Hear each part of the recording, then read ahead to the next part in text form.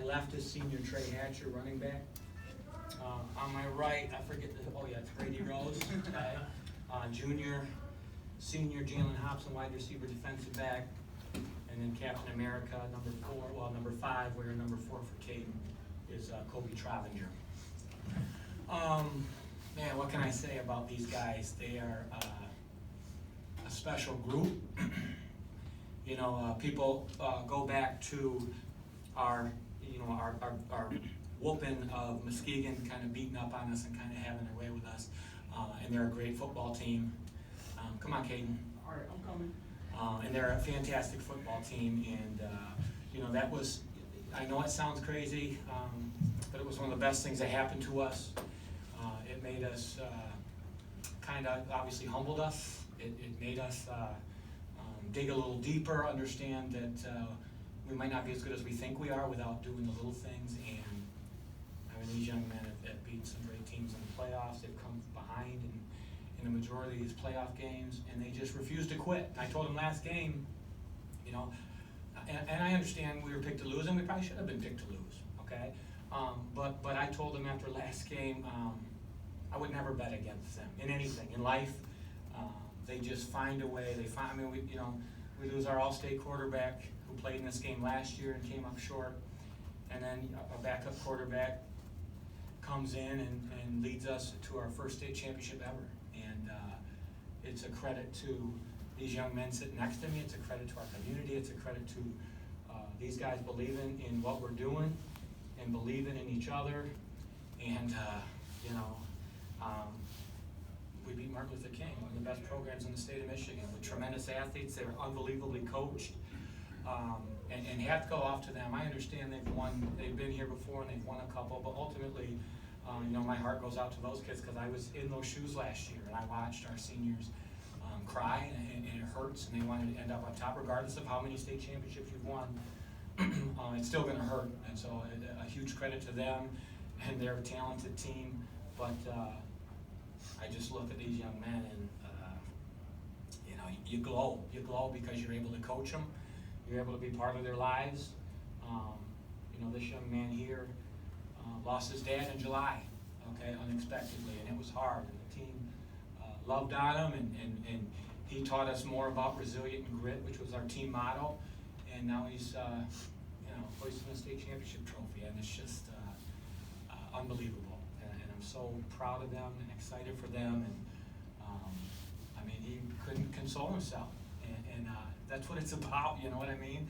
It's about resilience and grind and fearless, and ultimately being together. And I'm just so ecstatic for these young men. So if you have any questions. How much did your offense change with him? None. Well, I could say, you know, we might have been a little more option. You know, we're an option team where we run our quarterback, but as far as the playbook shrinking, not at all. Brady has one of the, if not the best football IQ I've ever coached. He's a coach's son, and he just kind of knows where to be, and he's just so kind of cool and calm back there. And so it didn't change at all. If anything, we ran our quarterback a little bit more, just because he's dynamic in that run game and reading the option. Can you just speak a little more in depth on what he's been able to do for this team these last 2 games? Yeah. Today with his 3 touchdowns. Yeah, he's a weirdo, man. He's just a special kid. And if you look at, I mean, he's even keel. Like, you can't. I almost think he's a type of savant when it comes to football, because he just doesn't get too high on his highs and low on his lows, and no moment's too big for him. You know, the 2-point conversion last week to get us into the finals, and then that last drive, I don't know if you saw, it was 8:40. You know, almost a 9-minute drive when things weren't going our way. You know, King came out and just was like bam, bam, kind of punched us in the mouth, and they stopped us down by the goal line, and things weren't going well. And then obviously Trav has 2 big picks for us, but he just didn't get rattled by it. You know, it's almost like he's playing on a middle school field. It's just he doesn't get caught in the moment, and I still, like, he's walking here on the way to the interview, and he's like, I still got my helmet in my hand. You know what I mean? He's just that type of kid, but he was lights out. I mean, he's fearless. You know, you talk about not judging something by its size. It's Brady Rose for sure. Talk about how it feels to finally be on this side of the mic, you know, after you guys lost the first 2 times. Yeah, it's unbelievable. I watched, you know, it's funny because you look at some of our players hugging and crying, it's almost like you couldn't tell because it's so emotional, it's so impactful. You know, our community came out and was so supportive and to hug these guys and see the coaches and hug them and you know, how often do you get here? You know, we've been here in 14 and we were up here in an incredible run, and then last year we were up here with an incredible group and an incredible run, and who knows when you're gonna get back. So to get back and then finally be able to win, I still don't think it's set in. You know, it will set in, I don't know, 10 years from now, a year from now, I don't know with exactly what these young kids did and what they had to overcome in the playoffs.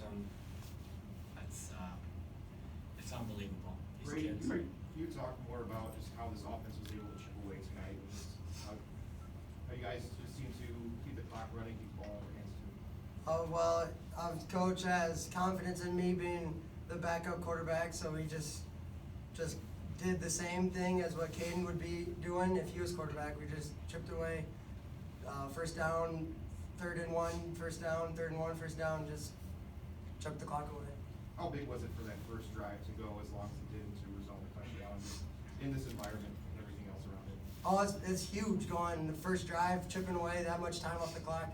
The other team knows that they're going to be in a dogfight the rest of the game if we do that first drive. And Brady, everybody's gonna notice your offensive game, but your interception in the middle of the game was a huge momentum change. Can you talk about what you saw in that play and kind of the difference that interception felt?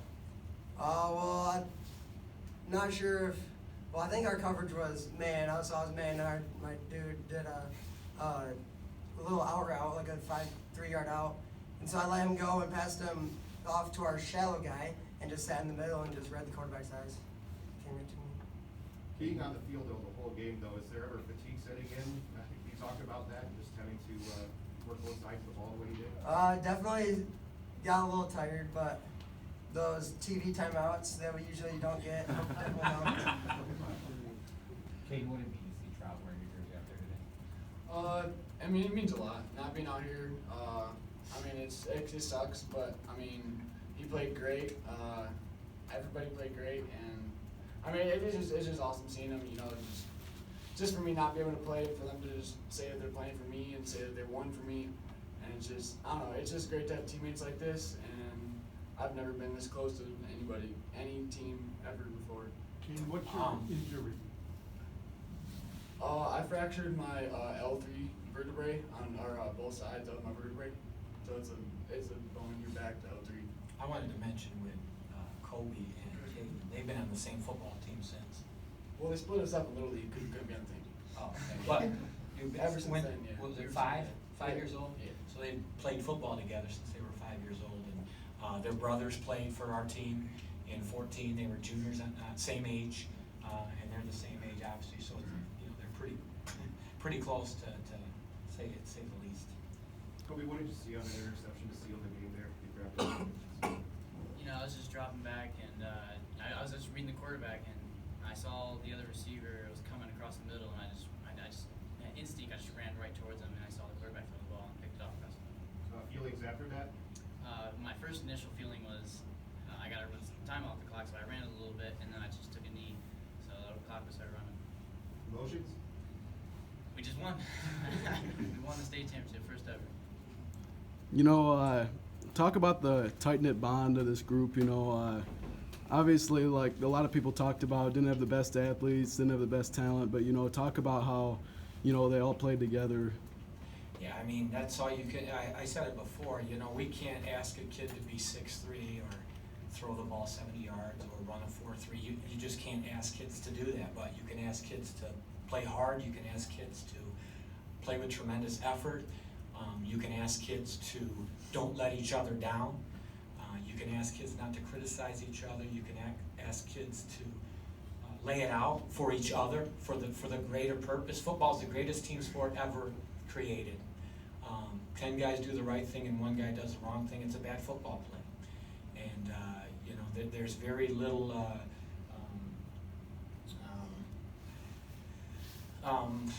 lost for track of words here, but there's very little credit for guys that don't touch the football, even on the play where someone scores a touchdown, it could be another guy touching the football. So it's a great game, and these guys embodied it.